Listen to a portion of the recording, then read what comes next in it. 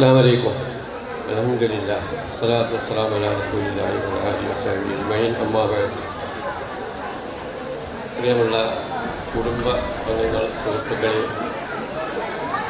എന്നെ ഏൽപ്പിക്കപ്പെട്ട ഈ വിഷയം നമ്മുടെ വാപ്പായുടെ ഉമ്മയ്യ ഉമ്മ എന്ന ഉമ്മൻ്റെ മദഹുകൾ, ഉമ്മൻ്റെ ജീവിത ചരിത്രം പറയുവാൻ ആണ് എന്നെ ഏൽപ്പിക്കപ്പെട്ടിട്ടുള്ളത്. ഒരിക്കലും ഞാൻ ഇതിന് അർഹനല്ല. കാരണം ഞാൻ എൻ്റെ വല്യപ്പനെ കാണുന്നത് തന്നെ ഒരു 5, 7, 8 വയസ്സിൻ്റെ ഇടയിലുള്ളൊരു കാണലാണ് കണ്ടത്. എന്നേക്കാളും ഏറ്റവും പ്രായവും ഉള്ള ഞാൻ ജ്യേഷ്ഠന്മാരോടും താത്തമാരോടും ചോദിച്ചപ്പോൾ വല്യമ്മൻ അവർ കാണുന്ന കാലത്ത് തന്നെ വല്യമ്മ വേട്ട പിണ്ടണ്ടിയിലെ ആ കൊലായിലെ ആ കോഴിക്കോടിൻ്റെ മുകളിൽ ഇരിക്കുന്നതായിട്ടാണ് അവരൊക്കെ എന്നോട് പറയുന്നത്. എന്നേക്കാണ് വയസ്സ് എത്ര ഉണ്ട് നമ്മളെ മുയ്യത്താത്തക്ക്? 90 വയസ്സായി എന്നാണ് ഇപ്പോൾ ഒരു പറയുന്നത്. എനിക്കാണെങ്കിൽ 70 വയസ്സായിട്ടേ ഉള്ളൂ. ഈ 70 വയസ്സിൻ്റെയും 90 വയസ്സിൻ്റെയും ഇടയിലെ ദൂരം എത്ര ഉണ്ട്? അന്ന് താത്ത കാണുന്നത് വല്യമ്മച്ചിനെ കോഴിക്കോടിൻ്റെ മുകളിൽ ഇരിക്കുന്നതായിട്ടാണ് കാണുന്നത് താത്ത പറയുന്നത്. അതുപോലെ ഞാൻ വീരാകാക്കനോടും നമ്മുടെ അമ്മകാക്കനോടും ഒക്കെ ചോദിച്ചു നോക്കി. അവരൊക്കെ പറയുന്നത് ഞങ്ങളൊക്കെ കാണുന്നത് വല്യമ്മ കോഴിക്കോടിൻ്റെ മുകളിലാണ്. ഇത്രയും ദൂരത്തുള്ള ഈ ഉത്തരവാദിത്വം ഏറ്റെടുപ്പിച്ചത് എന്നെ കൊണ്ടാണ്.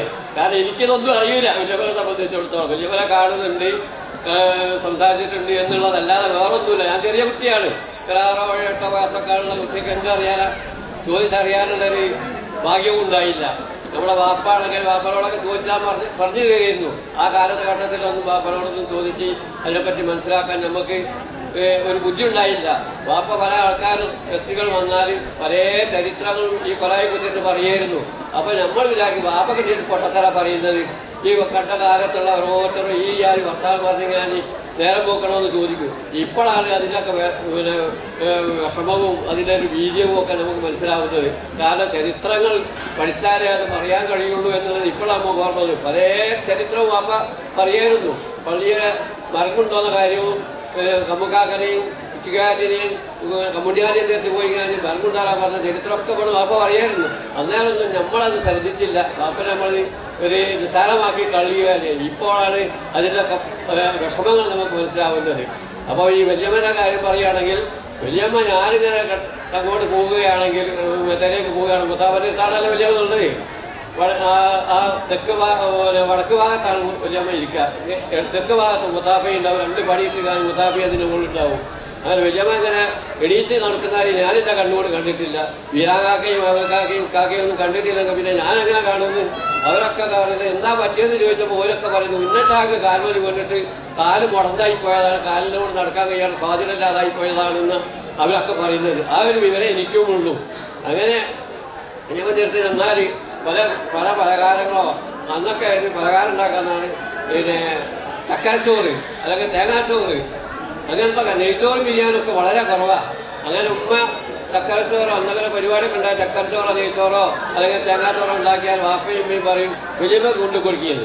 അങ്ങനെ ഇവിടുത്തെ പാത്രത്തിലാക്കി ഞാൻ വല്യമ്മക്ക് ഞാനും മറിയത്താത്തയാണ് കൂടെ ഉണ്ടായാൽ. ഞങ്ങളുണ്ടായാൽ കുറച്ച് വലുപ്പമുണ്ട്. ചൂട്ടം കത്തിയിട്ട് ഈ വൈറ്റ് ഇങ്ങനെ പോയി വല്യമ്മൻ്റെ അടുത്ത് പോയി ഞാൻ ഇതൊക്കെ കൊടുക്കുമ്പോൾ കുറേ വർത്താനങ്ങളും സാധനങ്ങളൊക്കെ പറയും. വല്യമ്മൻ്റെ അടുത്ത് എപ്പം ചെന്നാലും ഉറി ഉണ്ടാവും.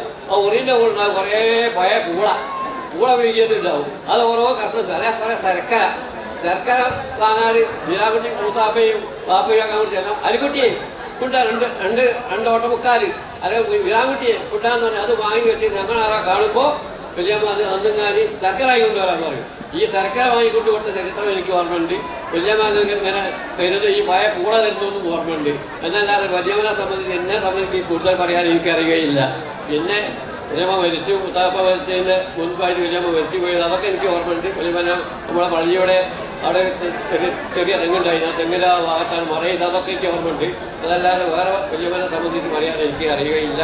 പിന്നെ ഓരോരോ സമയത്തും ഓരോരുത്തരും നമ്മളെ അതിലെത്തിക്കഴിഞ്ഞാൽ അത് നമ്മൾ അഗ്രഹത്തിലേക്ക് പോകുന്ന ഒരു വഴിയായി തീരുകയാണല്ലോ. അജലുഹാദ് ഖുർആനിൽ പറഞ്ഞിട്ടില്ലേ? ഈ സമയം വന്നാൽ നമ്മളൊക്കെ പോവും.